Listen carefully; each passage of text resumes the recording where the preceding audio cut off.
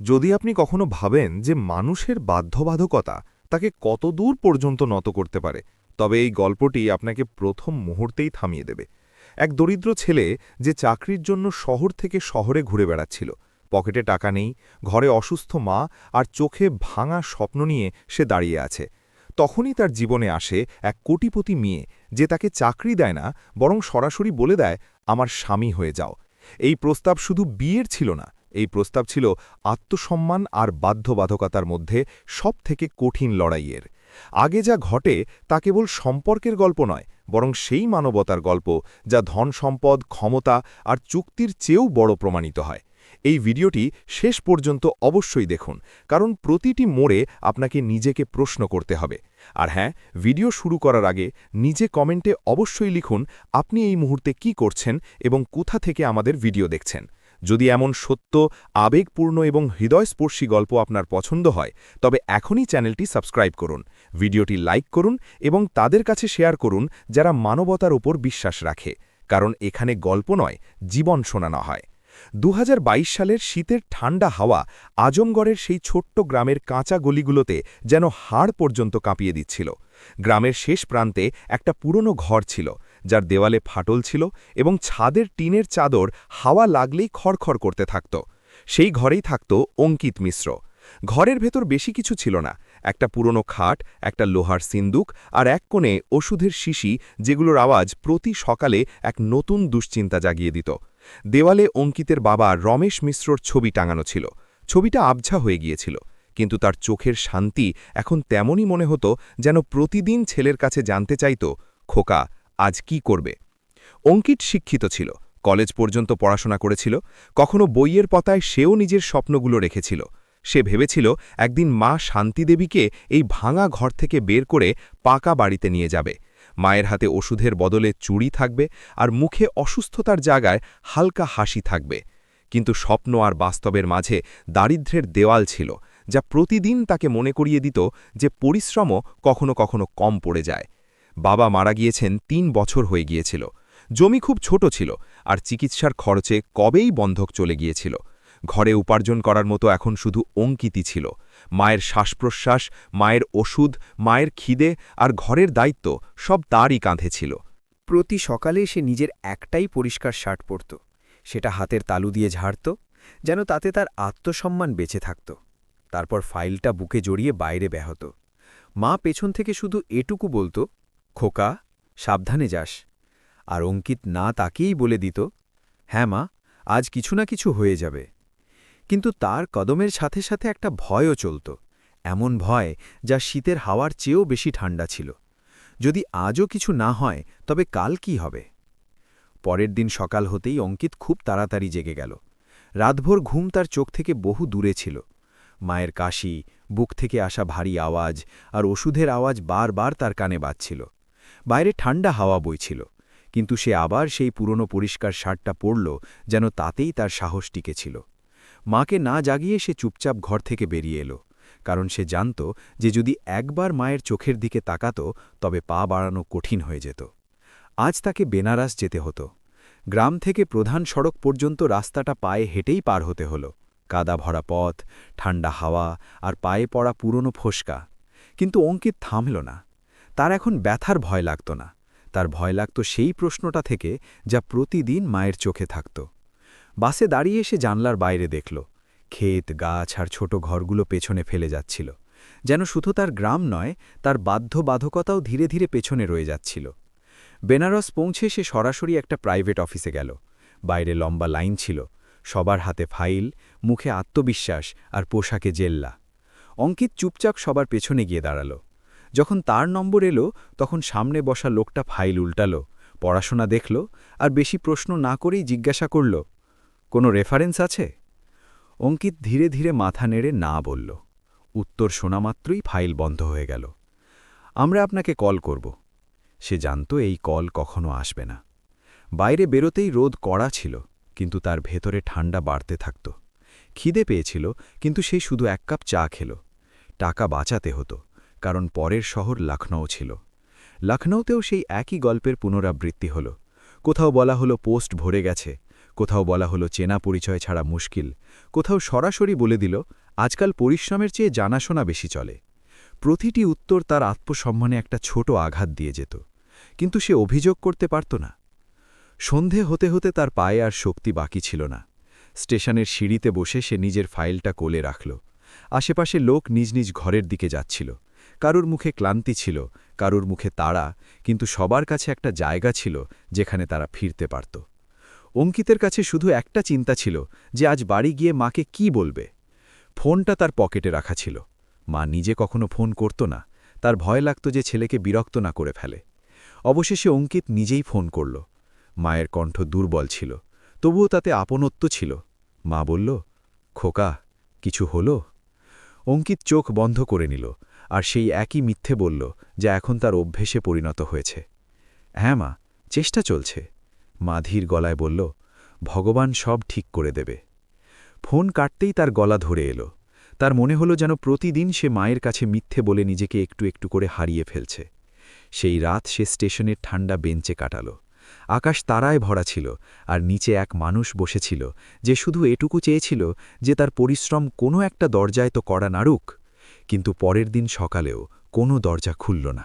পরের দিন সকালে যখন অঙ্কিত গ্রামে ফিরল, তখন ঘরের নিস্তব্ধতা তার কাছে আগের চেয়েও বেশি ভারী মনে হল। দরজা অর্ধেক খোলা ছিল, আর ভেতর থেকে মায়ের শ্বাসপ্রশ্বাসের শব্দ পরিষ্কার শোনা যাচ্ছিল, যেন প্রতিটি নিঃশ্বাস কোনো বোঝার নিচে চাপা পড়ছে। সে দ্রুত ভেতরে গেল। শান্তিদেবী খাটে শুয়েছিলেন, চোখ বন্ধ ছিল, কপালে ঘাম আর মুখে ক্লান্তি পরিষ্কার দেখা যাচ্ছিল। অঙ্কিত ধীরে ধীরে তার হাত ধরল।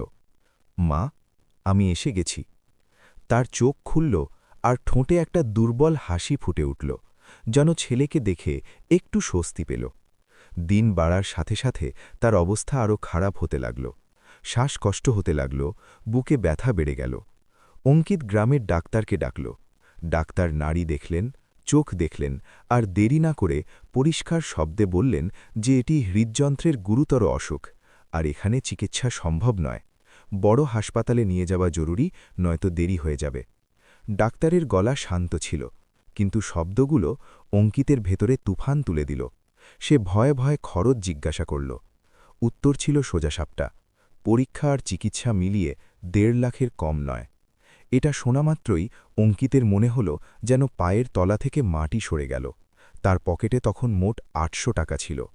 তবুও সে মাকে নিয়ে শহরের হাসপাতালে পৌঁছাল।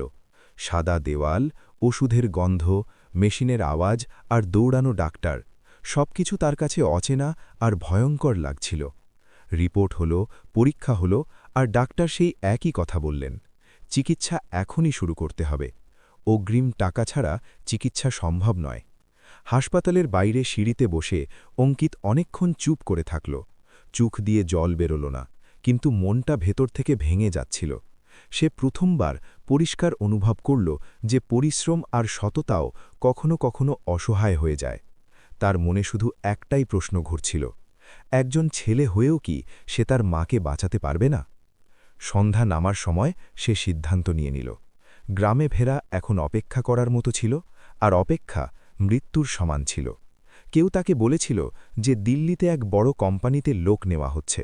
সেটাই ছিল তার শেষ আশা। রাতে সে মায়ের পাশে বসে থাকল। শান্তিদেবী ঘুমাচ্ছিলেন, কিন্তু তাদের শ্বাসপ্রশ্বাস গোনা যাচ্ছিল। অঙ্কিত তার হাত ধরল, আর মনে মনে বলল, যাই দাম চোকাতে হোক না কেন, আমি আপনাকে বাঁচাব। সকালে সে মাকে হাসপাতালের ভরসায় ছেড়ে নিজে স্টেশনের দিকে রওনা দিল। পকেটে কিছু ধারের টাকা ছিল, আর মনে এক ভয় যা প্রতি কদমের সাথে বেড়ে যাচ্ছিল। ট্রেনে দাঁড়িয়ে দাঁড়িয়ে সে পুরো রাত সফর করল। ভিড়, শোরগোল আর ধাক্কাধাক্কির মাঝে তাকে শুধু মায়ের মুখটাই দেখা যাচ্ছিল। প্রতিটি ঝাঁকুনির সাথে তার মনে হচ্ছিল যেন সময় তার আঙুল থেকে ফসকে যাচ্ছে। দিল্লি পৌঁছে সে সরাসরি সেই কোম্পানির বাইরে পৌঁছাল। উঁচু ইমারত, চকচকে কাঁচ আর কড়া নজরদারি, সবকিছু তার পৃথিবী থেকে একেবারে আলাদা ছিল। ইন্টারভিউয়ের জন্য লম্বা লাইন লেগেছিল। চারদিকে ভালো পোশাকে লোকজন দাঁড়িয়েছিল, মুখে আত্মবিশ্বাস আর চোখে তাড়া। তাদের মাঝে অঙ্কিত দাঁড়িয়েছিল, ক্লান্ত, ঘাবড়ানো, কিন্তু আশা এখনও পুরোপুরি মরে যায়নি। ইন্টারভিউ হলো, প্রশ্ন করা হলো, আর শেষে সেই একই আনুষ্ঠানিক হাসি মিলল, যা কোনো উত্তরের চেয়ে এড়িয়ে যাওয়ার বেশি একটা উপায় ছিল।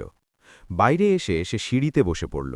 নজর রাস্তায় ছিল, কিন্তু মন হাসপাতালে মায়ের কাছে আটকে ছিল। সে জানত না যে এই অপেক্ষা তার জীবনকে এমন এক মোড়ে নিয়ে যেতে চলেছে যেখান থেকে সবকিছু বদলে যাবে। কোম্পানির বাইরে দিল্লির রাস্তা সবসময়ের মতো শব্দে ভরা ছিল। গাড়ির আওয়াজ, লোকেদের তাড়া আর সিকিউরিটির কড়া নজরদারি সবকিছু একসাথেই চলছিল। অঙ্কিত সেখানেই দাঁড়িয়েছিল, যেন সেই ভিড়ের অংশ হয়েও তার থেকে আলাদা। তার মন বারবার হাসপাতালের সেই কামরায় ফিরে যাচ্ছিল, যেখানে তার মা মেশিনের সাহায্যে শ্বাস নিচ্ছিল। পকেটে রাখা ফোন বারবার তার নজর কাটছিল, কিন্তু সে হাসপাতালে ফোন করার সাহস জোটাতে পারছিল না। তার ভয় ছিল পাছে এমন কিছু না শুনতে হয় যার পর তার কাছে কোনো রাস্তা বাকি থাকবে না। এরই মাঝে কোম্পানির গেটে একটা কালো রঙের বড় গাড়ি এসে থামল। পরিবেশে হঠাৎ একটা চাঞ্চল্য তৈরি হল। সিকিউরিটি সতর্ক হয়ে গেল, কিছু কর্মচারী সোজা হয়ে দাঁড়াল। এই সব অঙ্কিত দেখল, কিন্তু তার মন সেখানে ছিল না। সে ধীরে ধীরে সেখান থেকে সরে যেতে লাগল। তখনই পেছন থেকে সিকিউরিটির কর্কশ আওয়াজ এলো যে এখানে দাঁড়ানো মানা। অঙ্কিত ঘাবড়ে গেল। দীর্ঘ সফর আর ক্লান্তির কারণে তার ভারসাম্য বিগড়ে গেল, আর সে টাল খেয়ে গেল। সেই মুহূর্তেই এক শান্ত কিন্তু ভরসাযোগ্য কণ্ঠস্বর সবাইকে থামিয়ে দিল, থাকতে দিন। এই আওয়াজ কোনো আদেশের মতো ছিল না, বরং এমন ছিল যাকে এড়ানো মুশকিল হয়। অঙ্কিত নজর তুলল। সামনে এক মহিলা দাঁড়িয়েছিল, সাদামাটা পোশাক, কোনো লোক দেখানো কিছু নেই, কিন্তু মুখে গাম্ভীর্য আর চোখে আত্মবিশ্বাস পরিষ্কার দেখা যাচ্ছিল। এ ছিল ক্যাভ্যা মালহোত্রা, কোম্পানির মালকিন। সে প্রায়ই কোনো ঘোষণা ছাড়াই নিজের অফিসের বাইরের পরিবেশ দেখত, যাতে লোকেদের তাদের আসল রূপে বুঝতে পারে। ক্যাভ্যা অঙ্কিতকে মন দিয়ে দেখল, ঝোকানো মাথা, ক্লান্ত মুখ আর হাতে ধরা পুরনো ফাইল। সে সিকিউরিটিকে ইশারায় সরিয়ে দিয়ে নিজে তার কাছে এলো। নাম কি? সে সাধারণ স্বরে জিজ্ঞাসা করল। অঙ্কিত নজর না মিলিয়েই জবাব দিল, অঙ্কিত মিশ্র। ক্যাভ্যা তার ফাইলটা নিল আর ধীরে ধীরে পাতা উল্টাতে লাগল। সে কাগজের মাঝে লেখা ডিগ্রিগুলোর চেয়েও সেই পরিশ্রমকে পড়ছিল, যা ওই পাতাগুলোর পেছনে লুকিয়েছিল। এত পড়াশোনার পরেও এখানে বাইরে কেন বসে আছো? প্রশ্নটা সাধারণ ছিল, কিন্তু অঙ্কিতের ভেতরে কোথাও গভীর আঘাত করল। প্রথমবার কোনো ধনী মানুষ তার সাথে দয়া বা খোঁচা মারা ছাড়াই সরাসরি প্রশ্ন করেছিল। তার ভেতরের আটকে রাখা শব্দগুলো নিজে থেকেই বাইরে আসতে লাগল। বেকারত্ব, মায়ের অসুস্থতা, হাসপাতালের খরচ, ধার আর সেই ভয় যা প্রতি নিঃশ্বাসের সাথে বেড়ে যাচ্ছিল। সে কিছুই লুকাল না, সে বলতে থাকল, আর ক্যাভ্যা চুপচাপ শুনতে থাকল। তার চোখে সহানুভূতিও ছিল না, আর অবাক হওয়ার কিছুও ছিল না, শুধু এক স্থির বোঝাপড়া ছিল। যখন অঙ্কিত চুপ হল, তখন কিছুক্ষণের জন্য নিস্তব্ধতা ছেয়ে গেল। তারপর ক্যাভ্যা বলল, তোমার চাকরি চাই? এটা শোনামাত্রই অঙ্কিতের ভেতরে আশার হালকা এক চিলতে আলো জ্বলে উঠল।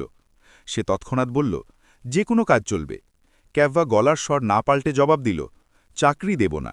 এটা শুনে অঙ্কিতের মুখ ম্লান হয়ে গেল, কিন্তু তার পরের বাক্যটি যা এলো তা তাকে ভেতর থেকে কাঁপিয়ে দিল। যদি তৈরি থাকো, তবে আমাকে বিয়ে করো। এটা শুধু একটা প্রস্তাব ছিল না, এটা তার সামনে রাখা তার পরিচয়ের দাম ছিল। তার মাথায় টাকা ঘুরছিল না, বরং সেই প্রশ্নটা ঘুরছিল যে এখন কি তাকে তার নাম আর তার আত্মসম্মানের মাঝেও রফা করতে হবে। ক্যাভ্যা সন্তস্বরে বলল যে সে এখন উত্তর চায় না। ভেবে নাও, সময় খুব কম, কিন্তু সিদ্ধান্ত তোমার। এটুকু বলে সে সেখান থেকে চলে গেল। অঙ্কিত সেখানেই দাঁড়িয়ে থাকল। দিল্লির শোরগোল আবার তার কানে ফিরে এলো, কিন্তু তার ভেতরে সবকিছু শান্ত হয়ে গিয়েছিল। তার মাথায় শুধু একটাই বাক্য বাজছিল, বিয়ে করো। এটা এখন শুধু একটা প্রস্তাব ছিল না, এটা তার সামনে রাখা এমন এক রাস্তা ছিল যার দুই মাথাতেই কষ্ট লেখা ছিল। সে জানত যে এই প্রশ্ন টাকার নয়, এটা তার নাম, তার পরিচয় আর সেই আত্মসম্মানের প্রশ্ন যা সে দারিদ্র সত্ত্বেও এখনও পর্যন্ত বাঁচিয়ে রেখেছিল।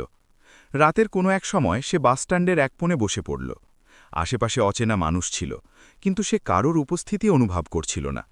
তার চোখের সামনে মায়ের মুখ বারবার ভেসে উঠছিল, হাসপাতালের সেই ঘর, মেশিনের আওয়াজ আর মায়ের দুর্বল শ্বাসপ্রশ্বাস। তার মনে পড়ল কিভাবে সে মায়ের হাত ধরে কথা দিয়েছিল যে যাই হয়ে যাক সে তাকে বাঁচাবে।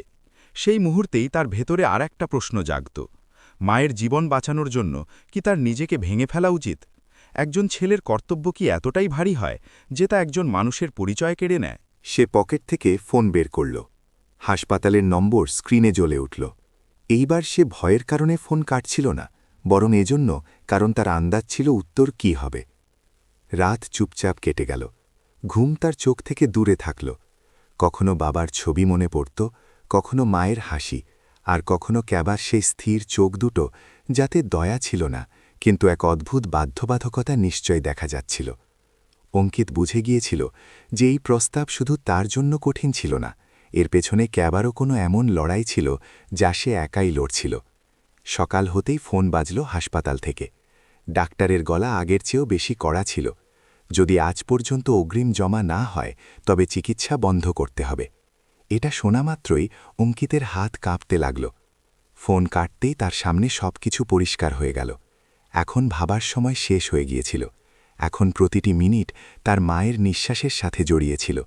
সে দেরি না করে সেই নম্বরই ডায়াল করল যাকে সে কাল পর্যন্ত নিজের জীবনের বাইরে রাখতে চেয়েছিল। কিছুক্ষণের মধ্যেই একটা গাড়ি তাকে নিতে চলে এলো। অঙ্কিত কোনো প্রশ্ন করল না, সে চুপচাপ গাড়িতে বসে পড়ল। দিল্লির ঝকঝকে রাস্তা, উঁচু বাড়ি আর আয়নায় দেখা তার নিজের প্রতিচ্ছবি সবকিছু তার সামনে ছিল, কিন্তু তার মন হাসপাতালের সেই রুমেই আটকে ছিল। গাড়িটি এক শান্ত ক্যাফের সামনে থামল। না কোনো মিডিয়া ছিল, না ক্যামেরা, না কোনো ভিড়। যেন এই সিদ্ধান্ত ইচ্ছা করেই দুনিয়ার চোখের আড়ালে রাখা হয়েছিল। ক্যাবা আগে থেকেই সেখানে বসেছিল। তার মুখে সেই একই গাম্ভীর্য ছিল, কিন্তু চোখে হালকা ক্লান্তি আর গুরুত্ব পরিষ্কার দেখা যাচ্ছিল। সে বসার ইশারা করল। কিছুক্ষণ দুজনের মাঝে নিস্তব্ধতা থাকল, যাতে শুধু অঙ্কিতের নিজের নিঃশ্বাসের শব্দ প্রতিধ্বনিত হচ্ছিল। তারপর ক্যাবা বলল যে সে জানে এই চুক্তি কারোর জন্যই সহজ হতে পারে না, তার নিজের জন্যও নয়। এরপর সে তার বাবার উইল সম্পর্কে জানাল, যেখানে পরিষ্কার লেখা ছিল যে কোম্পানির পুরো দায়িত্ব সে তখনই পাবে যখন সে বিবাহিত হবে। তার আত্মীয় স্বজনরা এই সুযোগের অপেক্ষা ছিল যাতে কোম্পানিতে নিজেদের অধিকার কায়েম করতে পারে। আমার স্বামী চাই না অঙ্কিত। তার গলায় কঠোরতা ছিল, কিন্তু তার নিচে ক্লান্তিও লুকিয়েছিল। আমার এমন একটা নাম চাই যা বিক্রিযোগ্য নয়, যে বাধ্যবাধকতাতেও মাথা নত করে না। সে টেবিলের ওপর কাগজ রেখে দিল। বিয়ে শুধু কাগজে হবে, ব্যক্তিগত জীবনে কোনো হস্তক্ষেপ থাকবে না। বদলে মায়ের পুরো চিকিৎসা, থাকার জায়গা আর কোম্পানিতে চাকরি। অঙ্কিত কাপা হাতে কাগজগুলো তুলল। প্রতিটি লাইন তার মনে কোনো প্রশ্নের মতো গেঁথে যাচ্ছিল। সে ধীর গলায় বলল যে এটি তার বাধ্যবাধকতার চুক্তি। ক্যাবা নজর না সরিয়েই জবাব দিল, হ্যাঁ, কিন্তু এটা শুধু তোমার বাধ্যবাধকতা নয়। অঙ্কিত বাইরে বেরিয়ে এলো। রাস্তার ধারে দাঁড়িয়ে সেই মানুষটি না কাঁদছিল না চিৎকার করছিল। তখনই ফোন আবার বাজল। রোগীর অবস্থা বিগড়ে যাচ্ছে। সেই মুহূর্তেই অঙ্কিত বুঝতে পারল যে এখন তার কাছে কোনো রাস্তা বেছে নেওয়ার অধিকার আর বাকি নেই। সেই মুহূর্তের পর অঙ্কিত আর কোনো প্রশ্ন করল না। হাসপাতাল থেকে আসা আওয়াজ এখনও তার ভেতরে বাজছিল, আর সেই ধ্বনির মাঝেই সে নিজের মাথা নত করে নিল। এই নত হওয়া হার মানা ছিল না, এটি সেই ছেলের নত হওয়া ছিল যে বুঝে গিয়েছিল কিছু নিঃশ্বাস যে কোনো শর্তের চেয়েও বড় হয়। ক্যাভিয়া তার নিস্তব্ধতাকে উত্তর হিসেবে মেনে নিল। কোনো লোক দেখানো ছাড়াই সে ফোনে জরুরি নির্দেশ দিল। কিছুদিনের মধ্যেই কাগজের আনুষ্ঠানিকতা পূরণ হওয়ার কথা ছিল। অঙ্কিতকে এইসব নিজের জীবনের মতো মনে হচ্ছিল না, যেন সে নিজে এই সিদ্ধান্তের অংশ নয়, ব্যস্তা পালন করার কোনো এক চরিত্র মাত্র। বিয়ে কোনো মন্দিরে হল না, না ঢোল বাজল না সানাই। একটা সরকারি অফিস, দুজন সাক্ষী আর কিছু দস্তখত। কাগজে নাম জুড়ল, কিন্তু মনের মাঝে দূরত্ব তেমনই থাকল। শেষ দস্তখত করার সময় অঙ্কিতের হাত হালকা কাঁপল। তার মনে হলো যেন প্রতিটি অক্ষরের সাথে সে নিজের ভেতরের কোনো অংশ পেছনে ফেলে যাচ্ছে। ক্যাভিয়া শান্ত ছিল, সংযত, যেন এইসব তার জন্য এক জরুরি প্রক্রিয়া মাত্র। বাইরে বেরোনোর সময় সে শুধু এটুকু বলল যে চিকিৎসার ব্যবস্থা শুরু হয়ে গেছে। হাসপাতালে পৌঁছাতেই অঙ্কিত তফাত অনুভব করল। সেই একই ডাক্তার, সেই একই রুম, কিন্তু এখন আর বাধা ছিল না। ওষুধ সময় মতো মিলেছিল, পরীক্ষাগুলো প্রশ্ন ছাড়াই হচ্ছিল। কিছুদিনের মধ্যেই শান্তিদেবীর নিঃশ্বাসের বোঝা হালকা হতে লাগল। তিনি ছেলের হাত ধরে জিজ্ঞাসা করলেন যে চাকরি পেয়েছিস কি? অঙ্কিত মাথা নাড়ল। সে সত্যিটা বলল না, কারণ সেই সত্যির ওজন সে ওই দুর্বল শরীরে দিতে পারত না। সেই মুহূর্তে তার জন্য এটাই যথেষ্ট ছিল যে মায়ের চোখে ভয়ের জায়গায় শান্তি ছিল। ধীরে ধীরে সবকিছু এক নতুন দিনচর্যায় বদলে যেতে লাগল। অঙ্কিত সেই বাড়িতে থাকতে শুরু করল যাকে এখন তার নতুন ঠিকানা বলা হচ্ছিল। বড় বাড়ি, শান্ত গলি, সব সুবিধা মজুদ, কিন্তু ভেতরে একটা শূন্যতা ছিল যা রাত হতেই আরও গভীর হতো। তার ঘর আলাদা ছিল, ক্যাভিয়ার ঘর আলাদা। পুরো বাড়িতে নিস্তব্ধতা থাকত, যাতে কখনো কখনো শুধু তার পায়ের শব্দ শোনা যেত। সে পরিষ্কার বুঝতে পেরেছিল যে এই সম্পর্ক শুধু কাগজের, এর চেয়ে বেশি কিছু নয়। অফিসে তার দিনগুলো চুপচাপ কাটতে লাগল। সে সময়ের আগে আসত, দেরি করে থাকত, আর কোনো আশা ছাড়াই কাজ করত। কয়েক সপ্তাহ পর্যন্ত সে শুধু ফাইলের মধ্যে ডুবে থাকল। কর্মচারীদের কথা শুনত, সে সামনে পিয়ন হোক বা জুনিয়র স্টাফ। সে জানত যে এখানে তাকে কোনো সম্পর্কের কারণে নয়, নিজের কাজের কারণে টিকে থাকতে হবে। কিছু লোক তাকে উপেক্ষা করত, কিছু লোক আড়ালে কথা বলত, কিন্তু সে নিজেকে এই সব থেকে দূরে রাখল। তার জন্য কাজই তার গলার আওয়াজ হয়ে গিয়েছিল। ক্যাভিয়া দূর থেকে এই সব দেখত। শুরুতে সে ইচ্ছা করে অঙ্কিতের থেকে দূরত্ব বজায় রেখেছিল, হয়তো এই জন্য যে তার উপস্থিতি তাকে সেই চুক্তির কথা মনে করিয়ে দিত যা সে বাধ্য হয়ে বেছে নিয়েছিল। কিন্তু সময়ের সাথে এই দূরত্ব নিজে থেকেই কম হতে লাগল। অঙ্কিতের অভিযোগহীন কাজ করা, কোনো কৃতিত্ব না চেয়ে দায়িত্ব পালন করা, আর যে কোনো পরিস্থিতিতে সংযম বজায় রাখা, এইসব তার ভেতরে কোনো প্রশ্নের মতো কাজ করতে লাগল। রাতে নিজের ঘরে বসে অঙ্কিত জানলা দিয়ে বাইরের অন্ধকার আকাশ দেখত। তাকে এখন এই অনুভব হতো না যে সে নিজেকে হারিয়ে ফেলেছে, বরং এটা বুঝতে শুরু করেছিল যে সে একটা সিদ্ধান্ত নিয়েছে আর এখন সেই সিদ্ধান্তের সাথেই বাঁচতে হবে। যখন সে হাসপাতালে গিয়ে মাকে হাসতে দেখত, তখন তার ভেতরে এক শান্ত সন্তোষ ভরে যেত। সে জানত যে এই রাস্তা সহজ নয়, কিন্তু এখন পেছনে ফেরার চেয়ে ভালো হলো সে এই রাস্তায় নিজেকে সামলে চলা শিখুক। এই সমঝোতার বিয়ে এখন তার কাছে শুধু এক বাধ্যবাধকতা হয়ে থাকেনি, এটি তার চরিত্রের পরীক্ষা হয়ে দাঁড়িয়েছিল। সময় নিজের গতিতে এগিয়ে চলল। সমঝোতার বিয়ের কয়েক মাস হয়ে গিয়েছিল, আর এই মাসগুলোতে অঙ্কিতের জীবন বাইরে থেকে শান্ত দেখা দিতে শুরু করেছিল। মায়ের শরীর এখন আগের চেয়ে অনেক ভালো ছিল, ওষুধ সময়মতো মিলছিল, পরীক্ষা নিয়মিত হচ্ছিল, আর তার মুখ থেকে সেই ভয় ধীরে ধীরে সরতে শুরু করেছিল, যা কখনো প্রতিটি নিঃশ্বাসের সাথে দেখা যেত। যখন অঙ্কিত হাসপাতালে যেত আর মাকে হালকা হাসির সাথে তার জন্য অপেক্ষা করতে দেখত, তখন তার ভেতরে এক অদ্ভুত স্বস্তি নেমে আসত। তার মনে হতো যে হয়তো সে যে রাস্তা বেছে নিয়েছিল তা পুরোপুরি বৃথা যায়নি। অফিসে তার দিনগুলো শোরগোল ছাড়াই কাটছিল। সে সময়মতো আসত, চুপচাপ কাজ করত, আর কোনো প্রত্যাশা ছাড়াই দায়িত্ব পালন করত। কয়েক সপ্তাহ পর্যন্ত কেউ তার ওপর বিশেষ নজর দেয়নি। অধিকাংশ লোক তাকে শুধু মালকিনের স্বামী মানত, এমন এক নাম যাকে পরিস্থিতি ওপরে পৌঁছে দিয়েছে। আড়ালে কথা হতো, কানে ফিসফিসানি আসত, কিন্তু অঙ্কিত এখন এইসব থেকে নিজেকে দূরে রাখতে শিখেছিল। সে বুঝে গিয়েছিল যে সাফাই দেওয়া তার কাজ নয়, আর না তা জরুরি। যদি কিছু প্রমাণ করতে হয় তবে তা শুধু নিজের কাজের মাধ্যমেই হবে। এই দিনগুলোতে সে কিছু অদ্ভুত ব্যাপার লক্ষ্য করতে শুরু করল। কিছু ফাইল বারবার দেরি করে আসত, কিছু পরিসংখ্যান নিজেদের মাঝে মিলত না, আর কিছু সিদ্ধান্ত এমন ছিল যাদের কোনো পরিষ্কার কারণ দেখা যেত না। প্রথমে সে এটিকে সাধারণ গাফিলতি মনে করে এড়িয়ে গিয়েছিল, কিন্তু সপ্তাহের পর সপ্তাহ ক্রমাগত এই একই প্যাটার্ন সামনে আসতে থাকল। অঙ্কিত তাড়াহুড়ো করল না। অনেক সন্ধেবেলা সে একাই বসে পুরনো ফাইলগুলো দেখল, তারিখগুলো মেলালো, টাকার অঙ্কের তুলনা করল, আর ধীরে ধীরে একটা ছবি পরিষ্কার হতে লাগল। এটা কোনো ছোট ভুল ছিল না, আর না কোনো এক মানুষের ত্রুটি। এটি এক পরিকল্পিত কারচুপি ছিল, যা ভেতর ভেতর কোম্পানির শিকড়কে ফোকলা করে দিচ্ছিল। এখন তার সামনে এক কঠিন প্রশ্ন দাঁড়িয়েছিল। যদি সে চুপ থাকত, তবে তার জীবন হয়তো আগের মতোই শান্তিতে চলত। মা সুরক্ষিত ছিল, চাকরি ছিল, মাথার ওপর ছাদ ছিল, আর কেউ তাকে প্রশ্ন করত না। কিন্তু এখন এই নিস্তব্ধতা তাকে ভারী মনে হতে লাগল। তার মনে হতে লাগল যে সত্যিটা জেনেও চুপ থাকা এক ধরনের বেইমানি। সেই রাতে সে অনেকক্ষণ ঘুমাতে পারল না। তার বাবার ছবির কথা মনে পড়ল, যার চোখের সব সময় সততা ছিল। তার মায়ের সেই কথার কথা মনে পড়ল, যেখানে তিনি বলেছিলেন যে পরিস্থিতি যাই হোক, ভুলকে ভুল বলতে ছেড়ো না। পরের দিন অঙ্কিত সিদ্ধান্ত নিয়ে নিল। সে কোনো ভয় ছাড়াই, কোনো অভিযোগ ছাড়াই সরাসরি ক্যাভার সাথে দেখা করার সময় চাইল। কেবিনে যাওয়ার সময় তার কদম ভারী ছিল, কিন্তু মন পরিষ্কার ছিল। ক্যাভা ফাইল থেকে নজর তুলে তার দিকে দেখল। তার চোখে প্রশ্ন ছিল, কিন্তু গলায় কঠোরতা ছিল না। তুমি কিছু বলতে চাও? অঙ্কিত মাথা নাড়ল, আর যা সে সপ্তাহ ধরে দেখেছিল, যা বুঝেছিল, তা সব সামনে রাখল। সে কারুর নাম নেওয়ার তাড়াহুড়ো করল না।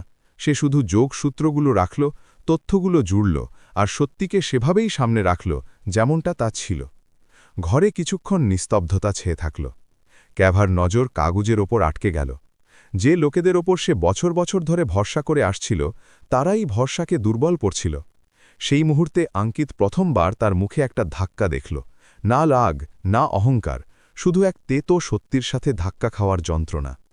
ক্যাভা ধীর গলায় বলল যে সে নিজেই এই বিষয়টির পুরো তদন্ত করবে। অঙ্কিত বাইরে বেরিয়ে এলো। সে জানত না এই সিদ্ধান্তের ফল কি হবে, কিন্তু সে এটা পরিষ্কার অনুভব করছিল যে সেদিন সে শুধু নিজের চাকরির কথা ভাবেনি, সে সেদিন একজন মানুষ হওয়ার দায়িত্ব পালন করেছিল। অঙ্কিতের যাওয়ার পর ক্যাভা অনেকক্ষণ কেবিনে একা বসে থাকল। টেবিলের ওপর ছড়িয়ে থাকা ফাইলগুলো এখন আর শুধু কাগজ ছিল না, সেগুলো সেই বিশ্বাসের হিসেব ছিল যেগুলোকে সে বছরের পর বছর চোখ বন্ধ করে আঁকড়ে ধরেছিল। অঙ্কিতের কথায় কোনো অভিযোগ ছিল না, কোনো আবেগপূর্ণ মিনতি ছিল না, শুধু তথ্য ছিল, ঠান্ডা আর পরিষ্কার। সেই সব তথ্য যা থেকে সে এখনও পর্যন্ত অজান্তে বেঁচে আসছিল। সেই দিন সে প্রথমবার এটি স্বীকার করল যে সমস্যা বাইরে নয়, ভেতরে। পরের কয়েক সপ্তাহে ক্যাভা চুপচাপ পদক্ষেপ নিল। কোনো শোরগোল ছাড়াই অভ্যন্তরীণ তদন্ত শুরু হল। বাইরের অডিটররা এলো, পুরনো রেকর্ড বের করা হলো, ইমেল আর লেনদেন পুনরায় খতিয়ে দেখা হলো। বাইরে সবকিছু স্বাভাবিক দেখা যাচ্ছিল, কিন্তু ভেতরে স্তরে স্তরে সত্যি খুলতে লাগল। যে নামগুলোর ওপর সবথেকে বেশি ভরসা ছিল, সেই নামগুলোই প্রশ্নের মুখে আসতে লাগল। এটা শুধু ব্যবসার ধাক্কা ছিল না, এটি সেই বিশ্বাস ভাঙার গল্প ছিল যার ওপর সে নিজের পরিচয় তৈরি করেছিল। এদিকে অঙ্কিত নিজের দিনচর্যায় লেগে থাকল। সে না কারোর সাথে আলোচনা করত, না কারোর থেকে কোনো ইঙ্গিত চাইত। কাজ, ঘর আর হাসপাতালের মাঝে তার জীবন সীমাবদ্ধ থাকল। অফিসে নজর বদলে গিয়েছিল। কিছু লোক তার থেকে দূরত্ব বজায় রাখতে লাগল, কিছু লোক তার নিস্তব্ধতাকে পড়ার চেষ্টা করতে লাগল। অঙ্কিত বুঝত যে সত্যের পথ প্রায়ই একাকী হয়, আর সে সেই পথেই চলছিল। ক্রমাগত মানসিক চাপ আর ঘুমের অভাব ক্যাভার শরীরে প্রভাব ফেলতে শুরু করল। কিছুদিন পর্যন্ত সে নিজেকে সামলানোর চেষ্টা করল, কিন্তু এক সন্ধেবেলা মাথা ঘুরে যাওয়ায় ডাক্তার পরিষ্কার বললেন যে বিশ্রাম জরুরি। বড় বাড়িতে সব কিছু ছিল, তবু একটা শূন্যতা ছিল যা রাত হতেই ভারী হয়ে উঠত। এই দিনগুলোতে অঙ্কিত কোনো অনুরোধ ছাড়াই প্রয়োজনীয় ব্যবস্থা করে দিল। ওষুধ সময় মতো, ডাক্তারের সাথে কথা, আর ব্যাস এইটুকু ঢেয়াল রাখা যাতে কোনো কিছু বাদ না পড়ে। সে এটিকে দয়া হিসেবে দেখায়নি, আর না নিজের অধিকার মনে করেছিল। এটি ছিল শুধু মানুষ হবার সাধারণ কর্তব্য। ক্যাভা এইসব দেখল, কিন্তু সে কোনো আবেগপ্রবণ সিদ্ধান্তে তাড়াহুড়ো করল না। সে নিজেকে সময় দিল। যেমন যেমন তদন্তের ফল পরিষ্কার হতে লাগল, তেমন তেমন তার ভেতরের ভ্রম ভাঙতে লাগল। এখন সিদ্ধান্ত অসুস্থতার দুর্বলতায় নয়, বরং পুরোপুরি বুদ্ধিমত্তার সাথে নেওয়া জরুরি ছিল। কয়েক সপ্তাহ পর যখন সে সুস্থ হয়ে উঠেছিল আর সত্যিটা তার সামনে পুরোপুরি খুলে গিয়েছিল, তখন সে অঙ্কিতকে ডাকল। ঘরে সেই পুরনো কন্ট্রাক্ট রাখা ছিল, সেই কাগজ যা দুজনের জীবনকে এক সমঝোতায় বেঁধে দিয়েছিল। ক্যাভা সেটির দিকে দেখল, এক মুহূর্ত থমকে দাঁড়িয়ে লম্বা শ্বাস নিল। তার গলায় ক্লান্তি ছিল, কিন্তু সিদ্ধান্ত পরিষ্কার ছিল। সে বলল যে সে এখন মিথ্যে আর ভয়ের সাথে চলতে পারে না। এই কথা বলে সে কন্ট্রাক্ট তুলে নিল, আর কোনো নাটকীয়তা ছাড়াই তা ছিঁড়ে ফেলল। কাগজের টুকরোগুলো টেবিলের ওপর ছড়িয়ে পড়ল, যেন কোনো লম্বা বোঝা থেকে মুক্তি পাওয়া গেল। ঘরে নিস্তব্ধতা ছিল, কিন্তু এই নিস্তব্ধতা ভয়ের ছিল না, এতে এক নতুন শুরুর প্রতিধ্বনি ছিল। ক্যাভা বলল যে সামনের পথ সহজ হবে না, কোম্পানিতে ঝড় আসবে, কঠিন সিদ্ধান্ত নিতে হবে। অঙ্কিত কিছু বলল না। সে জানত যে আজ যা হলো তা কোনো দয়ার ফল নয়, বরং সত্যের সাথে দাঁড়িয়ে থাকার দাম ছিল। যখন সে ঘর থেকে বাইরে বেরোল, তখন সে প্রথমবার অনুভব করল যে সমঝোতার দেওয়াল ভেঙে পড়েছে। ভবিষ্যতে কি হবে তা কেউ জানত না, কিন্তু এখন দুজনেই সেই জমিতে দাঁড়িয়েছিল যেখানে সিদ্ধান্ত বাধ্যবাধকতা থেকে নয়, বরং বোঝাপড়া থেকে নেওয়া হয়। কন্ট্রাক্ট ছিঁড়ে ফেলার পরেও পরিস্থিতি হঠাৎ শান্ত হল না। কাগজের টুকরোগুলো টেবিলের ওপর ছড়িয়ে থাকলেও কোম্পানির ভেতরে ওঠা চাঞ্চল্য থামার নাম নিচ্ছিল না। পরের কয়েক সপ্তাহ পর্যন্ত অফিস সেই একই তোলপাড়ের মধ্যে দিয়ে চলল। তদন্তের ফল ধীরে ধীরে সামনে আসতে থাকল, আর তাদের সাথে অনেক বড় বড় নামের মুখোশহীন হতে থাকল। মিটিং লম্বা হতে থাকল, বিতর্ক বাড়তে থাকল, আর প্রতিটি সিদ্ধান্ত কাউকে না কাউকে অস্বস্তিতে ফেলছিল। ক্যাভার জন্য এটি শুধু ব্যবসা পরিষ্কার করার লড়াই ছিল না, এটি সেই দায়িত্বের পরীক্ষা ছিল যা সে নিজের কাঁধে নিজেই তুলে নিয়েছিল। এই সব কিছুর মাঝে অঙ্কিত নিজের জায়গায় স্থির থাকল। সে না নিজেকে সামনে বাড়ানোর চেষ্টা করল, না কোনো সিদ্ধান্তের কৃতিত্ব নেওয়ার চেষ্টা করল। সে জানত যে তার যা করার ছিল তা সে করে ফেলেছে। এখন সত্যের সাথে কি করা হবে তা তার সীমার বাইরে ছিল। অফিসে পরিবেশ বদলে গিয়েছিল। ফিসফিসানি আগের মতো হঠাৎ নয়, বরং ধীরে ধীরে ছড়িয়ে পড়ছিল। কিছু মানুষের চোখে সে সমস্যার মূল হয়ে দাঁড়িয়েছিল। কেউ বলতো যে এই লোকটি যদি চুপ থাকত তবে সব আগের মতোই চলত। কেউ ইশারায় তাকেই দায়ী করত। অঙ্কিতই সব শুনত, কিন্তু তার ভেতরে কোনো ঘাবড়ানো ছিল না। যে দিন সে সত্যি বলার সিদ্ধান্ত নিয়েছিল, সেই দিনই সে বুঝে গিয়েছিল যে এর দাম চোকাতে হবে। কাব্যা প্রতিটি সিদ্ধান্তের সাথে আরও সতর্ক হয়ে উঠছিল। তার কাছে পরিষ্কার ছিল যে কোম্পানিকে সঠিক পথে আনার মানে হল অনেক পুরনো সম্পর্ক ভেঙে ফেলা আর অনেক ক্ষমতাশালী মানুষকে রুষ্ট করা। কেউ পদত্যাগ করল, অনেক পুরনো সম্পর্ক ভাঙল, কিছু মানুষকে সরানো হলো আর কিছু শেষ মুহূর্ত পর্যন্ত চাপ তৈরি করতে থাকল।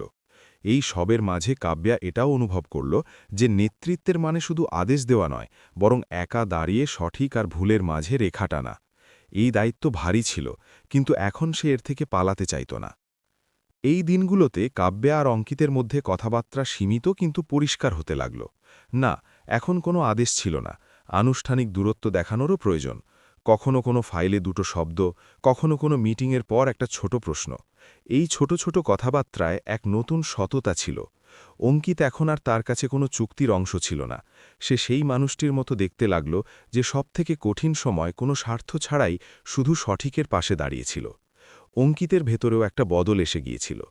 আগে যেখানে সে নিজেকে এই বাড়ি আর এই দুনিয়ায় একজন অস্থায়ী অতিথি মানত, এখন তার মনে হতে লাগল যে সে এখানে কোনো দয়ার কারণে নয়, বরং নিজের সিদ্ধান্তের কারণেই দাঁড়িয়ে আছে।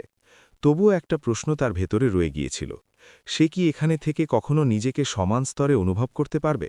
এই সম্পর্ক, যা এখন কাগজ থেকে মুক্ত হয়ে গেছে, কখনো কি মন থেকেও সমমর্যাদা পর্যন্ত পৌঁছাতে পারবে? এক সন্ধেবেলা কাব্যা তাকে নিজের কেবিনে রাখল। এইবার টেবিলে না কোনো কন্ট্রাক্ট ছিল, না তদন্তের ফাইল, শুধু দুটো কাপে চা রাখা ছিল। সে সরাসরি বলল যে কোম্পানিতে যা চলছে তা সহজ নয়, আর সামনের পথ আরও কঠিন হতে চলেছে। তারপর সে থামল এবং বলল যে সে এইসব একা করতে চায় না। এটা দুর্বলতার কথা ছিল না, এটা দায়িত্ব ভাগ করে নেওয়ার ইচ্ছা ছিল। অঙ্কিত তার কথা মন দিয়ে শুনল। সে কোনো তৎক্ষণাৎ উত্তর দিল না। সে শুধু এটুকু বলল যে সে যে কোনো পথে তখনই চলবে যখন সেখানে সমমর্যাদা থাকবে, না দয়ার নিচে, না বাধ্যবাধকতার নামে। কাব্যা মাথা নাড়ল।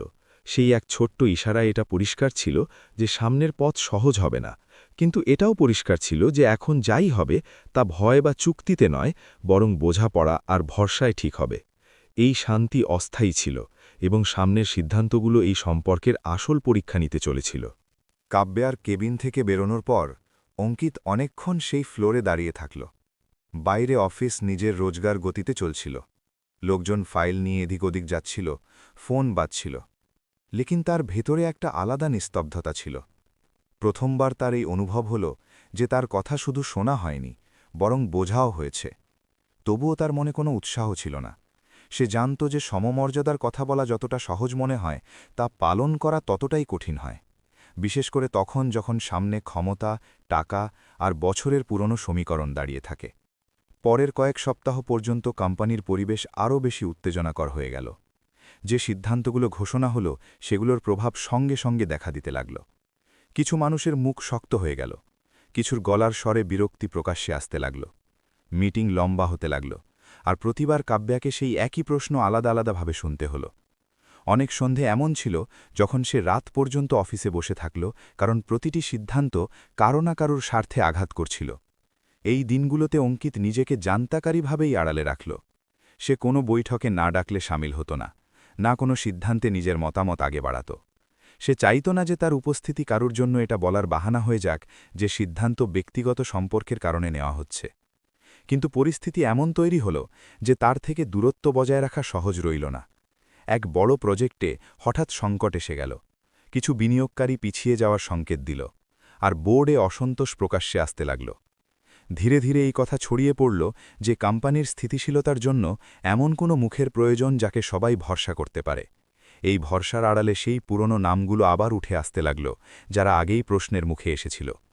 অঙ্কিত পরিষ্কার দেখতে পাচ্ছিল যে এটা শুধু ব্যবসার সংকট নয়, এটা ক্ষমতা ফিরে পাওয়ার চেষ্টা, আর এই চেষ্টায় তাকেও নিশানা বানানো হতে পারে। এক সন্ধেবেলা কাব্যা তাকে ডাকল। এইবার তার গলায় ক্লান্তি কম আর স্পষ্টবাদিতা বেশি ছিল। সে বলল যে পরিস্থিতি এখন এমন মোড়ে যেখানে প্রতিটি সিদ্ধান্ত জনসমক্ষে বিচার করা হবে, আর প্রতিটি ভুলের দাম অনেক মানুষকে চোকাতে হতে পারে।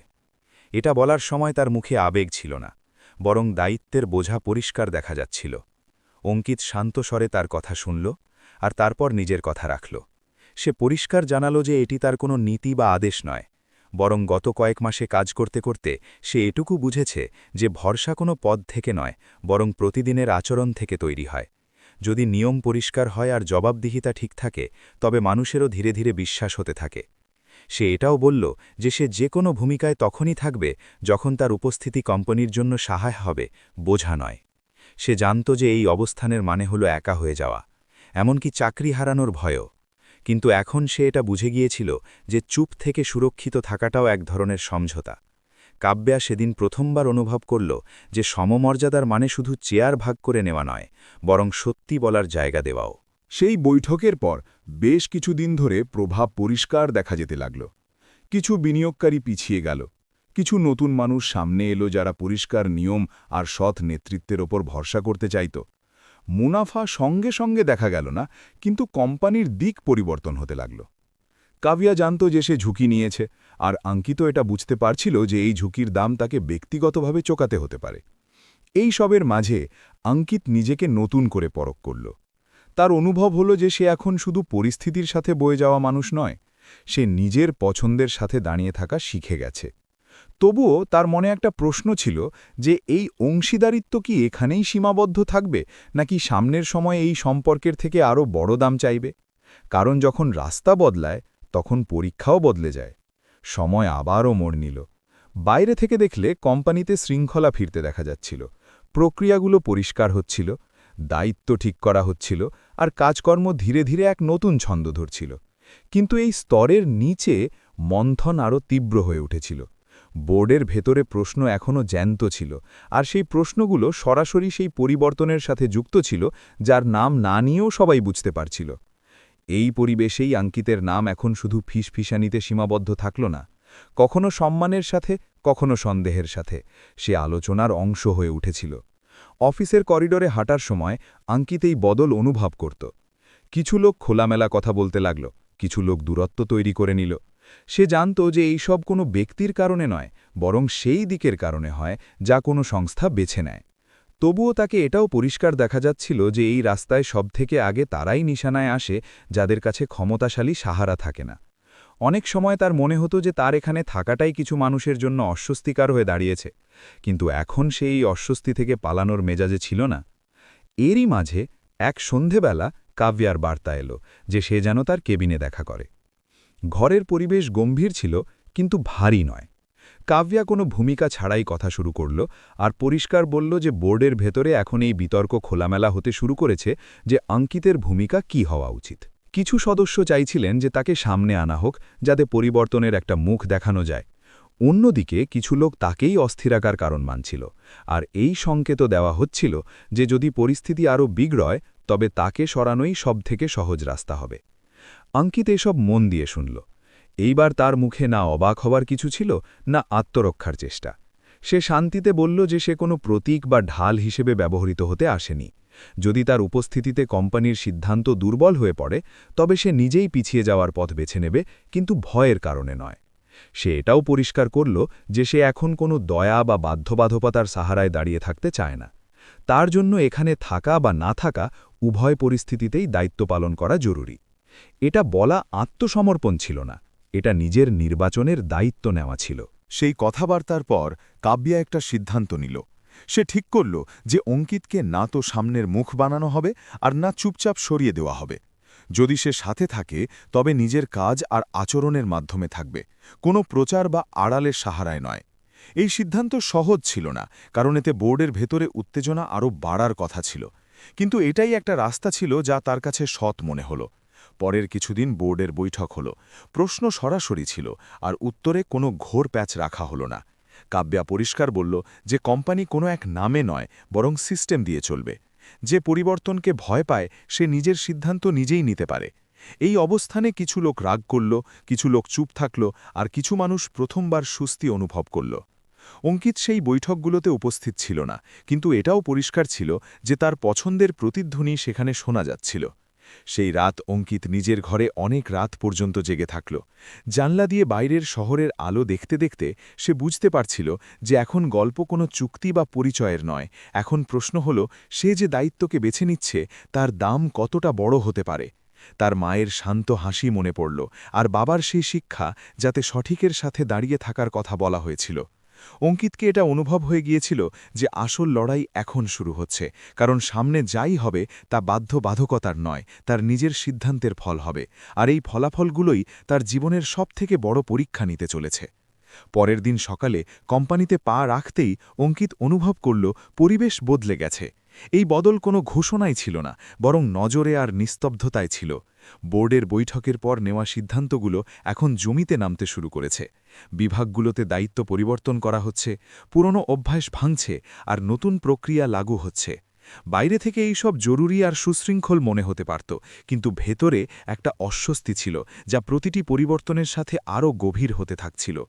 এইসবের মাঝে অনেক সপ্তাহ কেটে গেল, আর সেই সময়ে বিরোধও নিজের নতুন রূপ নিতে লাগল। অঙ্কিত নিজেকে কাজে ডুবিয়ে দিল। সে জানত যে এই সময়ে প্রতিটি শব্দ আর প্রতিটি কদম মাপা হবে। অনেক সময় তাকে এমন কাজ দেওয়া হলো যাতে না কৃতিত্ব ছিল না জেল্লা। কিছু ফাইল জান্তগোরভাবেই দেরি করে আসত, কিছু জরুরি তথ্য সময়মতো মিলত না। এগুলো খোলাখুলি সংঘাত ছিল না, বরং সংকেত ছিল যে অসংহতি এখনও জ্যান্ত আছে। অঙ্কিত প্রতিক্রিয়া দিল না। সে ঠিক করল যে এই সময়ে ধৈর্যই তার পরিচয় হবে, কারণ আবেগ দিয়ে নয়, স্থিরতা দিয়েই এই সময় কাটবে। ওদিকে কাব্যার ওপর চাপ ক্রমাগত বাড়তে থাকছিল। বাইরে বিনিয়োগকারীদের প্রশ্ন ছিল, ভেতরে বোর্ডের কোষ্ঠীপাথর। প্রতিটি সিদ্ধান্ত তাকে একাই সামলাতে হচ্ছিল। অনেক সন্ধে রাত পর্যন্ত অফিসে কাটত, যখন সে জানলা দিয়ে বাইরে দেখতে দেখতে ভাবত যে পরিবর্তনের জন্য সে ঝুঁকি নিয়েছিল, সেই পরিবর্তনই এখন তার চেয়ারকে চ্যালেঞ্জ জানাচ্ছে। এক সন্ধেবেলা অঙ্কিত কোনো আনুষ্ঠানিকতা ছাড়াই তার ঘরে এলো। সে কোনো রণকৌশল রাখল না, কোনো পরামর্শ দিল না, শুধু এটুকু বলল যে এই সময় কেটে যাবে, কিন্তু যেভাবে কাটে সেটাই ঠিক করবে যে আগে কি বাকি থাকবে। এই কথা উপদেশের মতো ছিল না, বরং সেই মানুষের আওয়াজ ছিল যে নিজে লোকসানের ঝুঁকি স্বীকার করেছিল। কিছু সময় পর এক গুরুত্বপূর্ণ বৈঠক হল। এজেন্ডা পরিষ্কার ছিল, আর পরিবেশ ভারী। বোর্ডের কিছু সদস্য প্রস্তাব রাখল যে কোম্পানিকে স্থিতিশীলতার নামে পুরনো কাঠামোর দিকে ফেরা উচিত, অন্তত অস্থায়ীভাবে। এটা শোনামাত্রই পরিষ্কার হয়ে গেল যে এই পরামর্শ শুধু ব্যবসায়িক নয়, এটি সেই দিককে সীমিত করার চেষ্টা যা কাব্যা বেছে নিয়েছিল। সে শান্ত স্বরে বলল যে স্থিতিশীলতার মানে স্থবিরতা নয়। যদি কোম্পানিকে এগিয়ে যেতে হয়, তবে তাকে সেই রাস্তায় বেছে নিতে হবে যা কঠিন কিন্তু পরিষ্কার। বৈঠকের পর ফলাফল সঙ্গে সঙ্গে আসেনি, কিন্তু সংকেত পরিষ্কার ছিল যে সামনের পথ আরও কঠিন হতে চলেছে। এই দিনগুলোতে অঙ্কিতের ভেতরে একটা স্পষ্টতা ফুটে উঠতে লাগল। এখন প্রশ্ন এটা ছিল না যে পরিস্থিতি কি চাইছে, বরং এটা যে সে কোন দামে কার পাশে দাঁড়িয়ে থাকতে চায়। সেই রাতে সে মায়ের সাথে কথা বলল। মা শান্ত স্বরে বলল যে সঠিক কাজ করতে করতে ক্লান্ত হয়ে যাওয়া স্বাভাবিক, কিন্তু ভয় পেয়ে থেমে যাওয়া মানুষকে ভেতর থেকে ভেঙে দেয়। এই কথা অঙ্কিতের ভেতরে প্রতিধ্বনিত হতে থাকল। অঙ্কিত বুঝে গিয়েছিল যে সামনের সময়ে শুধু কোম্পানির দিক ঠিক করবে না, বরং তার নিজের নির্বাচনেরও পরীক্ষা নেবে। এখন তার সামনে দুটো রাস্তা ছিল, দুটোই কঠিন। একটা রাস্তা যেখানে সে চুপ থেকে নিজেকে নিরাপদ রাখতে পারত, আর দ্বিতীয় যেখানে সে সত্যের সাথে দাঁড়িয়ে থাকার দাম চোকাতে তৈরি হতো। আর হয়তো এটাই সেই মোড় যেখান থেকে গল্প কোনো সমঝোতার নয়, বরং চরিত্রের গল্প হতে চলেছিল। কারণ কিছু সিদ্ধান্ত এমন হয় যাতে সঠিক আর নিরাপদ একসাথে চলে না, আর সামনের সময় সেই সংঘাতেরই উত্তর দিতে চলেছিল। পরের কিছুদিনে সেই প্রশ্ন যা অঙ্কিত এখনও পর্যন্ত নিজের ভেতরে চেপে রেখেছিল, পুরোপুরি সামনে এসে গেল। অফিসের পরিবেশ বদলে গিয়েছিল।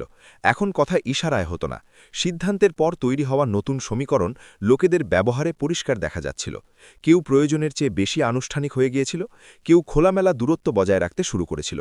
এই সব হঠাৎ হয়নি, এটি সেই রাস্তার ফল ছিল যে রাস্তায় কোম্পানি অনেক সপ্তাহ ধরে চলছিল। অঙ্কিত বুঝে গিয়েছিল যে এখন তার নিস্তব্ধতাও নিরপেক্ষতা নয়, বরং একটা পক্ষ হয়ে দাঁড়িয়েছে। এই দিনগুলোতেই বোর্ডের পক্ষ থেকে একটা আনুষ্ঠানিক প্রস্তাব সামনে এলো। ভাষা সংযত ছিল, শব্দ ভেবেচিন্তে বেছে নেওয়া হয়েছিল। বলা হলো যে কোম্পানির স্বার্থে কিছু ভূমিকার পুনর্গঠন জরুরি, যাতে স্থিতিশীলতা বজায় থাকে। নাম কারও নেওয়া হলো না, কিন্তু যে দায়িত্বগুলোর আলোচনা হচ্ছিল সেগুলো সেইগুলোই ছিল যাতে অঙ্কিত সক্রিয় ছিল। এই সংকেত পরিষ্কার ছিল, পরিবর্তনের আড়ালে প্রশ্ন তোলাদের ধার কমিয়ে দেওয়ার চেষ্টা করা হচ্ছিল। এই কথা কাব্যা পর্যন্ত অনেক বৈঠক আর লম্বা আলোচনার পর পৌঁছল। সেই একটা দিনে সে আলাদা আলাদা মানুষের সাথে কথা বলল, প্রস্তাবগুলোকে ওজন করল, আর প্রতিটি বিকল্পের পেছনে লুকিয়ে থাকা উদ্দেশ্য বোঝার চেষ্টা করল। তাকে পরিষ্কার দেখা যাচ্ছিল যে বোর্ড অঙ্কিতকে সরিয়ে শান্তি কিনতে চায়। এই রাস্তা সহজ ছিল, কিন্তু এর সাথে সে সেই সততা হারিয়ে ফেলত যার জন্য সে এখন পর্যন্ত সংগ্রাম করেছে। দেরি রাতে সে অঙ্কিতকে ডাকল। ঘরে উত্তেজনা ছিল না, বরং এক গম্ভীর নিস্তব্ধতা ছিল। যেন দুজনেই জানত যে এই কথাবার্তা কোন মোড়ে নিয়ে যাবে। কাব্যা পরিষ্কার বলল যে বোর্ড তাকে সীমিত ভূমিকায় দেখতে চায়, যাতে অস্বস্তিকর প্রশ্নের চাপ কমে যায়। সে এটাও বলল যে যদি অঙ্কিত চায় তবে সে এই সিদ্ধান্ত কিছু সময়ের জন্য টালতে পারে, পরিস্থিতি সামলানোর চেষ্টা করতে পারে। অঙ্কিত তার কথা মন দিয়ে শুনল। সে তাড়াহুড়ো করল না। কিছু মুহূর্ত সে চুপ থাকল। তারপর বলল যে যদি পরিবর্তনের মানে শুধু চেয়ার বাঁচানো হয় তবে সে সেই পরিবর্তনের অংশ হতে চায় না। এ কথা বলে সে পিছিয়ে যাওয়ার প্রস্তাব দিল না, বরং সামনে এগিয়ে যাওয়ার পথ বেছে নিল। সে বলল যে যদি তাকে থাকতে হয় তবে কোনো সুরক্ষিত কোণে নয়, বরং সেখানেই যেখানে আসল কাজ আর আসল ঝুঁকি আছে। কাব্যা সেই মুহূর্তে আরও একটা বিকল্প সামনে রাখল। এই বিকল্প হঠাৎ আসেনি, সে এটা আগেই ভেবে রেখেছিল, কিন্তু শেষ চাল হিসেবে বাঁচিয়ে রেখেছিল। সে বলল যে সে বোর্ডের প্রস্তাব আংশিকভাবে গ্রহণ করবে, কিন্তু নিজের শর্তে। অঙ্কিতকে সীমিত করা হবে না, তাকে একটা স্বাধীন প্রকল্প, ইন্ডিপেন্ডেন্ট প্রজেক্ট সঁপে দেওয়া হবে, যা সরাসরি সিস্টেম সংস্কারের সাথে যুক্ত থাকবে। এই প্রকল্পে না কোনো ঢাল থাকবে, না কোনো বাহানা। ব্যর্থতার ক্ষেত্রে সবথেকে প্রথম প্রশ্ন তারই ওপর উঠবে। অঙ্কিত বুঝে নিল যে এটা কোনো সমঝোতা নয়, বরং খোলা ময়দান। সে কোনো সুরক্ষা জাল ছাড়াই এই দায়িত্ব গ্রহণ করল। সে বলল যে যদি সে ব্যর্থ হয় তবে কারুর নাম নিয়ে বাঁচার চেষ্টা করবে না। কাব্যা মাথা নাড়ল। এটা ভরসার শেষ আর সবথেকে কঠিন বাজি ছিল। যখন অঙ্কিত ঘর থেকে বাইরে বেরোল তখন অফিসের করিডর তার কাছে আগের চেয়ে লম্বা মনে হল। প্রতি কদমের সাথে তার এই অনুভব হচ্ছিল যে এখন আর কোনো অস্পষ্টতা বাকি নেই। সামনে রাস্তা পরিষ্কার, কিন্তু সোজা নয়। এটা সেই রাস্তা যেখান থেকে ফেরার কোনো সহজ মোড় থাকে না। অঙ্কিত এক মুহূর্ত থেমে শ্বাস নিল আর তারপর আগে বেড়ে গেল, কারণ এখন এই প্রশ্ন চাকরির নয়, সেই মূল্যের ছিল যার সাথে সে দাঁড়িয়ে থাকতে চায়। আর এটাই সেই মুহূর্ত যখন গল্প সংগ্রাম থেকে এগিয়ে পরিণতির দিকে কদম রাখতে শুরু করল। স্বাধীন প্রকল্পের দায়িত্ব পেতেই অঙ্কিতের দিনচর্য পুরোপুরি বদলে গেল। এখন সে কোনো বিভাগের সীমানায় বাধা ছিল না, না সে কোনো একজন ম্যানেজারের ছায়ায় কাজ করছিল। তার কাজ ছিল সিস্টেমের সেই ফাটলগুলোকে চেনা যেগুলো দিয়ে বছরের পর বছর ভুলগুলো পিছলে যাচ্ছিল। কাগজে এই দায়িত্ব যতটা পরিষ্কার দেখাচ্ছিল, বাস্তবে ততটাই একাকী আর ঝুঁকিপূর্ণ ছিল। সে না কোনো অতিরিক্ত স্টাফ পেল, না কোনো বিশেষ অধিকার, শুধু একটা লক্ষ্য ছিল, আর তা পাওয়ার পুরো দায়িত্ব তারই ছিল।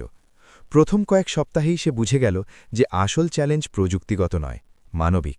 যে প্রক্রিয়াগুলোর সে তদন্ত করছিল সেগুলো অনেক মানুষের সুবিধার সাথে যুক্ত ছিল। সহযোগিতার জায়গা আনুষ্ঠানিক হাসি মিলতে লাগল।